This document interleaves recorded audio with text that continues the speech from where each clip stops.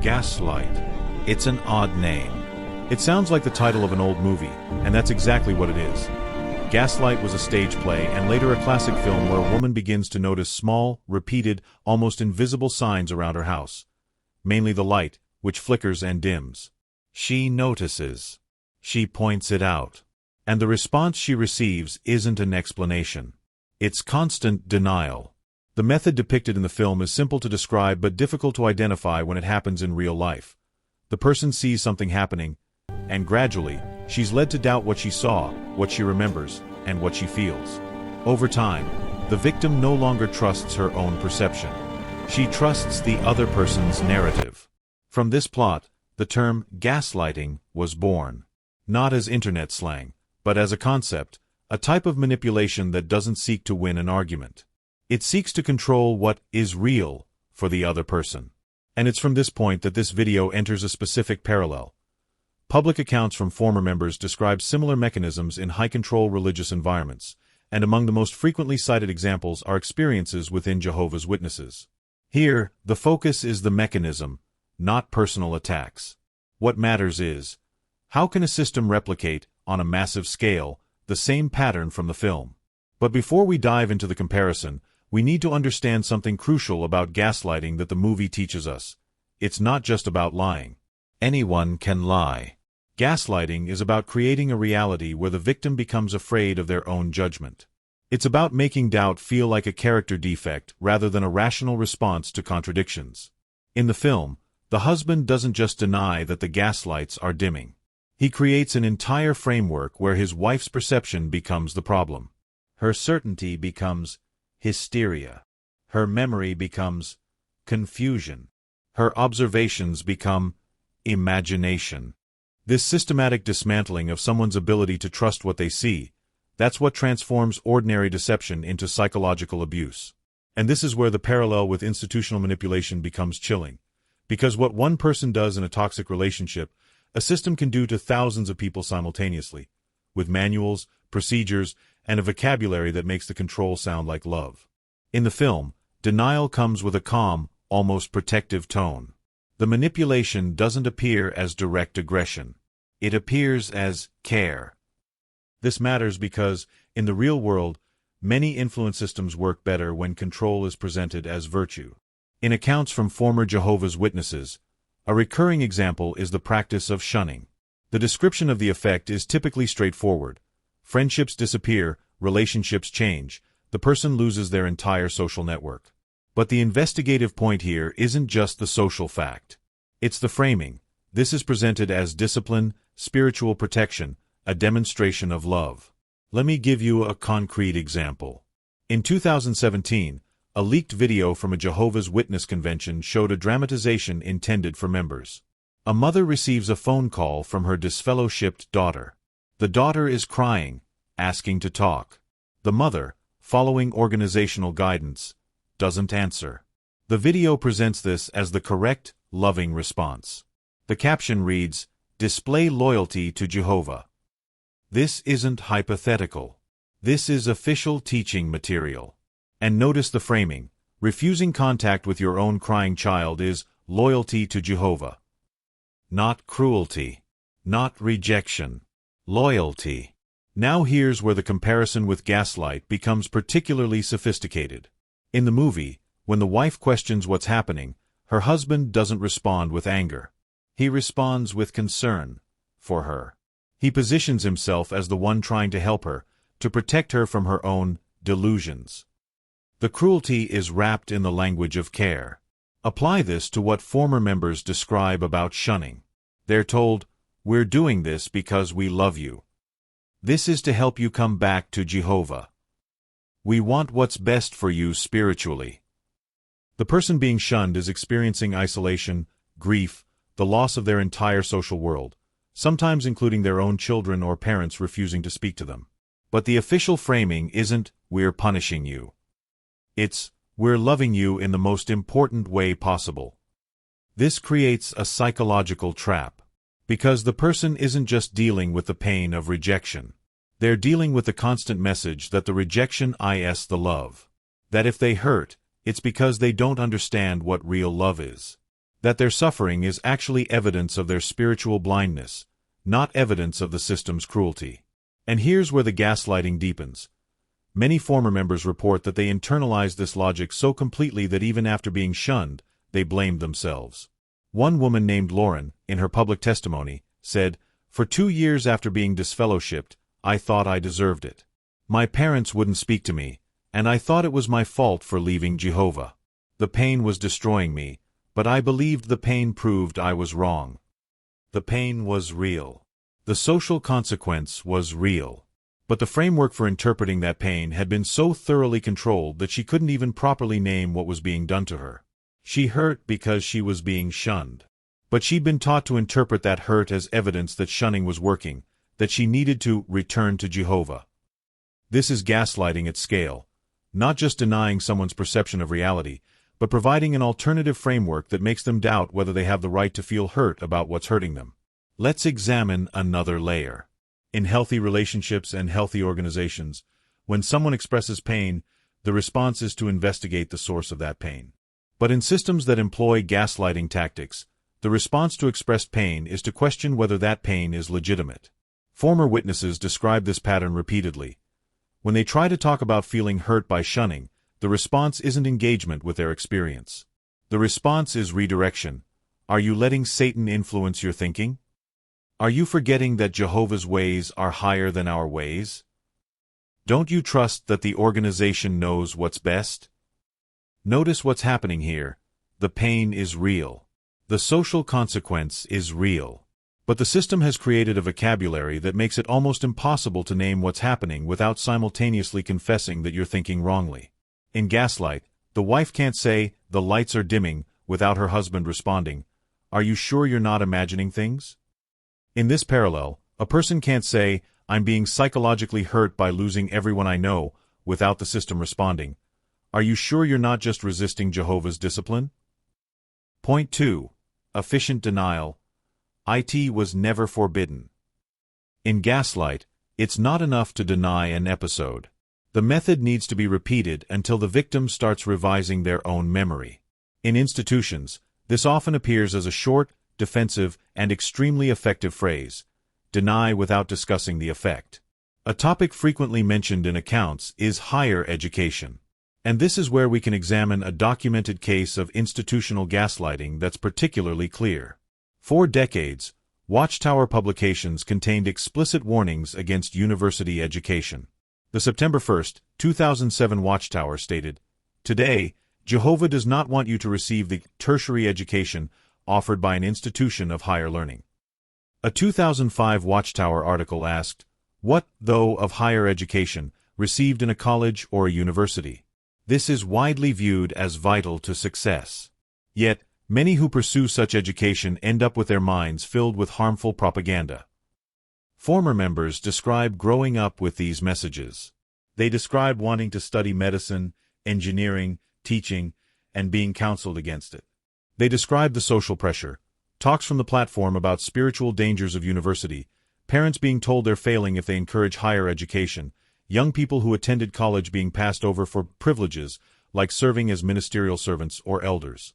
This pressure was consistent, documented, and effective. Many abandoned educational goals. Some pursued education anyway and paid social costs within the congregation. But here's where the gaslighting comes in. In recent years, as the organization faced criticism and as members increasingly pursued education despite discouragement, the official stance began to shift. Not in acknowledging past policy, but in denying it ever existed as stated. When current members or outsiders point to the historical discouragement of education, the response often comes back, "It was never forbidden." That's a mischaracterization. We've always said it's a personal decision. This is technically true in the narrowest sense. There was no written rule saying, Jehovah's Witnesses may not attend university. But it's functionally false.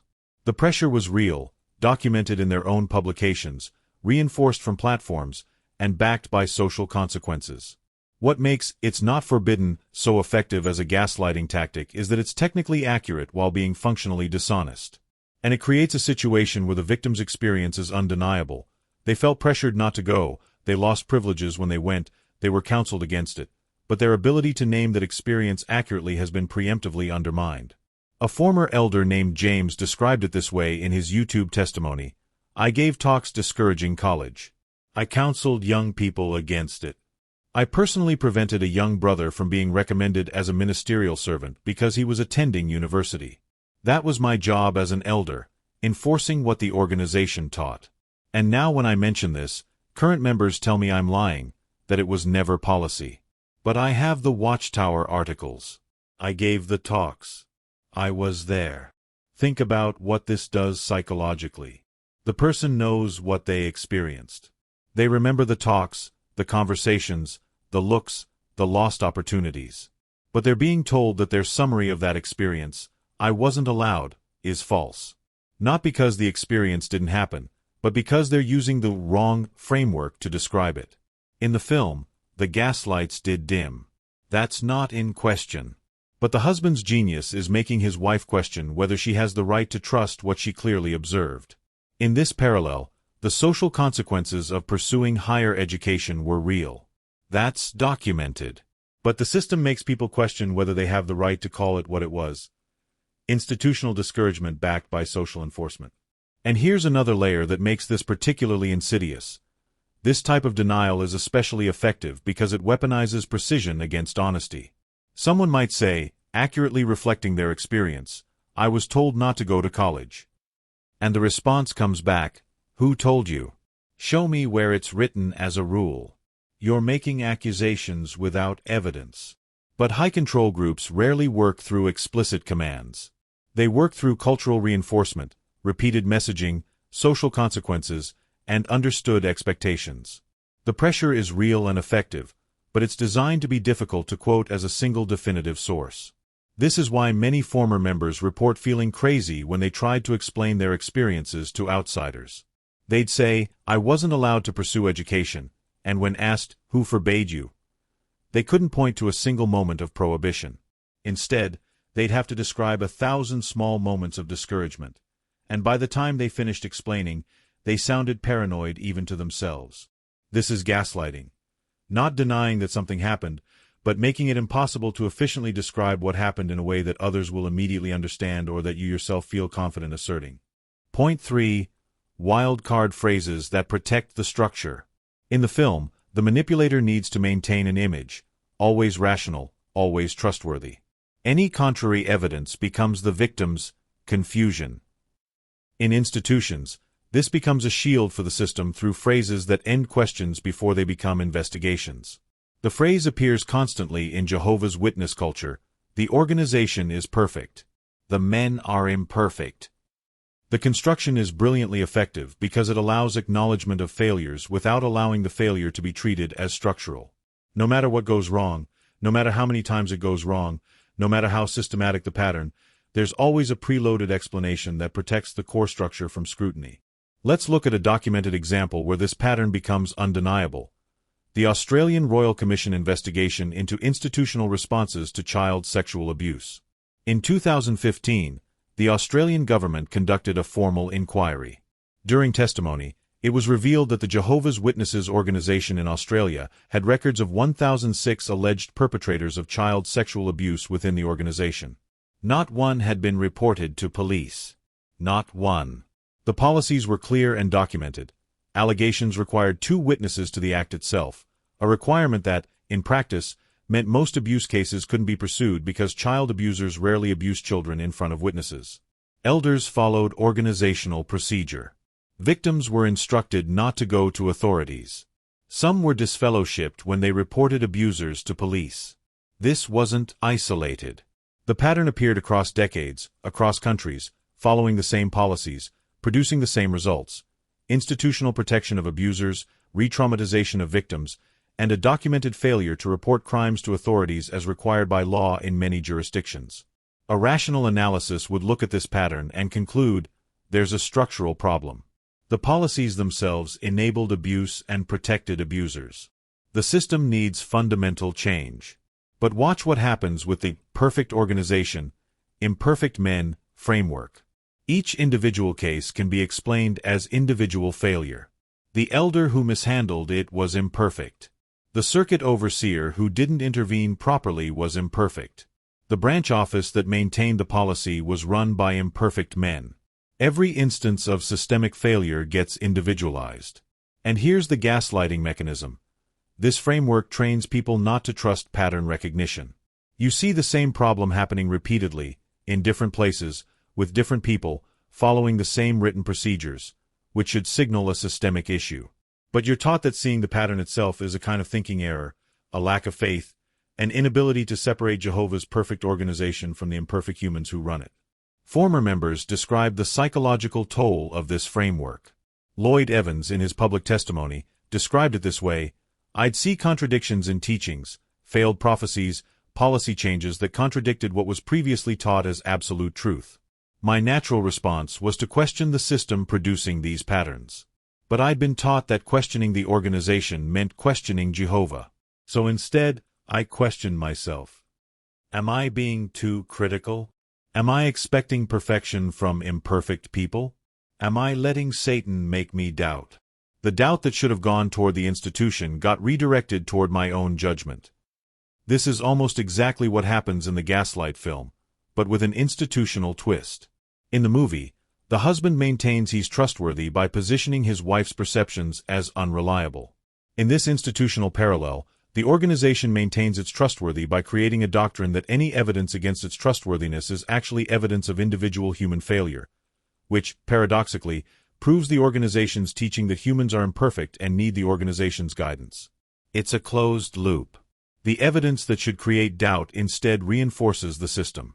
The failures that should prompt questions instead become proof of why you need to stop questioning. And this framework doesn't just protect the organization from criticism. It makes the act of noticing problems feel like a moral failure. Because if the organization is perfect and problems only come from imperfect individuals, then focusing on patterns of problems means you're being negative, causing division, sowing doubt, or showing a critical spirit. Point 4. Cognitive isolation. Without comparison, the narrative wins. In Gaslight, the victim is trapped in an environment where external validation is limited. This is decisive because gaslighting depends on reducing the capacity for comparison. Without comparison, any coherent narrative seems like truth. But the psychology of how Jehovah's Witnesses create cognitive isolation is more sophisticated than simple information control. Let's examine how this works as a gaslighting mechanism. In the Gaslight film, the husband's manipulation depends on his wife being socially isolated. She doesn't have many people who can say, "Yes, I see the lights dimming too." The climax of the film is powerful precisely because when another person finally validates her perceptions, the spell breaks. The gaslighting only worked because she had no one to check her reality against. Now scale this to an institutional level, but make it more systematic. The organization doesn't lock people in rooms. It creates what former members call information prisons, spaces where external validation is systematically devalued, where comparison itself is framed as dangerous, where fact-checking is equated with unfaithfulness. Here's how it works in practice. The Watchtower study edition from July 15, 2011 stated, "If we were to draw away from Jehovah's organization, there would be nowhere else to go for salvation and true joy." This isn't presented as an opinion. It's presented as fact. And it creates a framework. Information outside the organization isn't just different. It's spiritually fatal.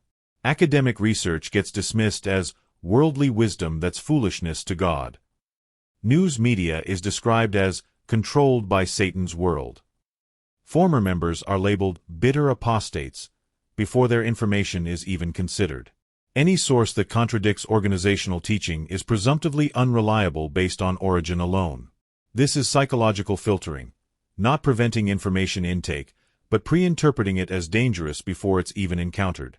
A woman named Thuramine Trees, who creates content analyzing high-control groups, described her experience. "When I encountered information about the organization's failed prophecies, documented, undeniable historical facts, my first response wasn't to evaluate the information. It was to feel guilty for looking at it. The source was apostate, which meant the information was automatically suspect. I'd been trained that investigation itself was a spiritual trap. Curiosity had been reclassified as vulnerability to deception. But it's not just about written information. It's about conversation, about checking your perceptions against other people's experiences. The shunning policy creates what researchers call preference falsification, a situation where many people privately doubt or disagree but believe they're alone in their doubts because no one feels safe expressing them. If you express doubts and people know about it, you risk being marked as bad association even before official disfellowshipping. Former members describe walking on eggshells, carefully monitoring what they said, because expressing certain questions could result in social isolation. Think about what this does. Everyone silences their own doubts because they believe everyone else is certain, when in reality, many others are silencing the same doubts for the same reason. The organization doesn't have to gaslight each person individually. The social structure creates collective self-gaslighting. Perhaps most insidiously, comparison itself gets framed as spiritually dangerous. A 2013 Watchtower stated, "Jehovah's people as a whole can never be misled." Yet, individual members of the congregation might be misled if they do not stick closely to the organization. Notice the construction. The collective can't be wrong, but you as an individual can be wrong by checking information independently. Your safety is in conformity, not verification. This reframes the entire process of fact-checking. In healthy thinking, you're uncertain about something, so you check multiple sources, compare perspectives, and form a conclusion. But in this framework, that process itself is the danger. Certainty without verification is called faith. Verification seeking is called doubt. And faith is presented as virtuous while doubt is dangerous. A former elder described it this way: "I spent 20 years believing the organization's account of its own history. When I finally read academic sources, court documents, the organization's own old publications, I realized I'd been lied to about basic historical facts. But what disturbed me more was realizing I'd been trained to never check in the first place. Checking was reframed as lack of faith." The 1607 BCE date for Jerusalem's destruction is a documented example. Every credible historian, archaeological finding, and ancient document points to 587/586 BCE. But the organization teaches 607 BCE because it's necessary for their 1914 prophetic calculation. When members encounter the historical consensus, they're taught that Satan has influenced secular historians, and that trusting the organization over archaeology is a test of faith. This is gaslighting at a conceptual level, teaching people that the tools they would use to detect manipulation are themselves evidence of spiritual weakness. Point 5. The psychological result that accounts describe. When these elements combine, redefinition of love, efficient denial, structural shields, and cognitive isolation, the result described by former members isn't just doctrinal disagreement. It's erosion of their ability to trust their own minds. Let me show you what this looks like in practice through specific accounts. A woman named Bonnie Zeman, a former witness who became a therapist specializing in cult recovery, described her experience. "I spent 30 years as a witness. When I finally left, I couldn't make simple decisions. Should I take this job? Should I buy this car? Should I trust this person? I would freeze.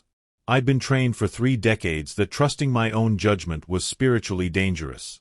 Even after leaving, I'd second-guess everything because I no longer knew if my thoughts were valid." This isn't about religious doubts. This is about fundamental self-trust. When you've been trained for years that your perceptions, memories, feelings, and conclusions can't be trusted, you don't just flip a switch and regain that trust when you leave. Many describe it as learning to walk again. The basic cognitive process that most people take for granted, "I observe this, therefore I know this," has to be painstakingly rebuilt. But here's something even more insidious. Even after people leave the organization, they often report that the gaslighting continues, in their own heads. They've internalized the organization's framework for evaluating thoughts so thoroughly that they continue to police themselves. A man named Mark Latham described it in his testimony. 2 years after leaving, I'd have a critical thought about the Watchtower and immediately feel guilty. I'd recognize something they did as manipulative and then doubt whether I was being too harsh. I'd question whether I was letting bitterness color my judgment. The organization wasn't in my head anymore, but I'd absorbed the pattern so deeply that I replicated it on myself. This is what happens when gaslighting becomes internalized. The external critic is no longer needed because you've become your own gaslighter. Perhaps the most practically damaging result is what happens with recognizing harm. Former members describe being in clearly toxic situations, abusive relationships, exploitative work environments, manipulative friendships, and being unable to name what was happening or remove themselves from it. Why? Because the gaslighting had taught them to always question whether they were interpreting things too harshly, being too sensitive, not being forgiving enough, not seeing things from the other person's perspective. One woman described staying in a physically abusive marriage for 5 additional years after leaving the witnesses because, as she put it, I'd been trained that my judgment couldn't be trusted. He would hit me and then apologize, and I'd think, maybe I'm overreacting. Maybe I'm not being forgiving enough. Maybe I'm the problem. It took therapy for me to realize. The gaslighting from the organization had made me vulnerable to gaslighting in other relationships because I no longer trusted my own perception of harm. But there's also the recovery process, and understanding it matters. What many former members describe as the turning point isn't learning new information. It's relearning to trust that their observations have validity. This often happens through a gradual process. They notice something that doesn't make sense. Instead of immediately dismissing their observation as they were trained to do, they allow themselves to sit with it. They check it carefully. They compare sources. They discover their perception was accurate. And slowly, through many such experiences, they rebuild confidence in their own judgment. Chris Stuckman, who left the organization and later became a successful film critic, described it this way: the recovery wasn't about learning the organization was wrong. It was about relearning that I could trust myself to figure out what was wrong. That my brain worked. That my observations were valid. That I wasn't broken for noticing contradictions. And here's where the parallel with the Gaslight film becomes particularly poignant. In the movie, the wife's recovery begins the moment someone else validates her perception. She's not crazy. The lights really are dimming. Her observations are accurate. For former members of high control groups, that validation often comes from reading accounts of others who experienced the same patterns. The relief isn't just, I'm not alone. It's, I'm not crazy. What I perceived really happened. My judgment was sound. I can trust myself. The reason Gaslight is the central reference isn't cultural nostalgia. It's functional precision. The film gave us a term for a specific psychological process, systematically undermining someone's trust in their own perception of reality.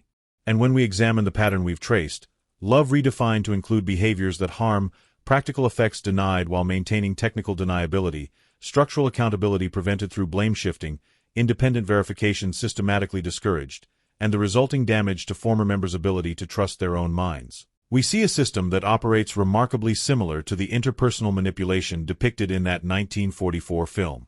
The scale is different. The methods are institutional rather than individual. The justifications are spiritual rather than personal. But the core mechanism is identical. Teach people not to trust what they themselves observe, remember, feel, and conclude. This is why the term gaslighting has become important in discussions of high control groups. It's not exaggeration. It's technical accuracy. And understanding this pattern matters for 2 groups of people. First, for those still inside such systems. If you find yourself constantly doubting whether your perceptions are valid, constantly apologizing for having feelings, constantly questioning whether you're thinking correctly, those aren't signs that you need more faith. Those are signs that your natural ability to recognize problems is working, and it's encountering something that doesn't want to be accurately perceived. The lights really are dimming. You're not imagining it. Second, for those who have left, understanding that you experienced systematic psychological manipulation helps explain why recovery is so difficult. You're not weak for struggling to trust yourself. You're recovering from a sophisticated form of abuse that specifically targeted your ability to trust yourself. Healing isn't just about leaving the organization. It's about rebuilding the cognitive foundations that were systematically damaged. And that rebuilding is possible. Your brain isn't broken. Your judgment isn't defective. You weren't crazy for noticing what you noticed. The pattern was real. And reclaiming your trust in your own mind is both the hardest and most important work of recovery. If you've experienced something similar, inside or outside of religion, comment on which of these mechanisms you recognize. Love redefined to include harm, practical effects denied while maintaining deniability, structural problems blamed on individuals, information control disguised as spiritual protection, or the long-term struggle to trust your own judgment. Your account helps other people recognize the pattern and know they're not alone. And if you're still inside such a system and you're watching this with doubt and fear, wondering if you're being disloyal just by listening, pay attention to that fear. Healthy organizations don't teach you to be afraid of information. They don't teach you to be afraid of comparison. They don't teach you to be afraid of your own thoughts. That fear isn't a sin. It's a symptom. If this type of investigative content interests you, leave a like and subscribe. In upcoming videos, we'll examine specific examples of language patterns, organizational procedures, and psychological techniques documented in public accounts, always analyzing the mechanism, not attacking individuals.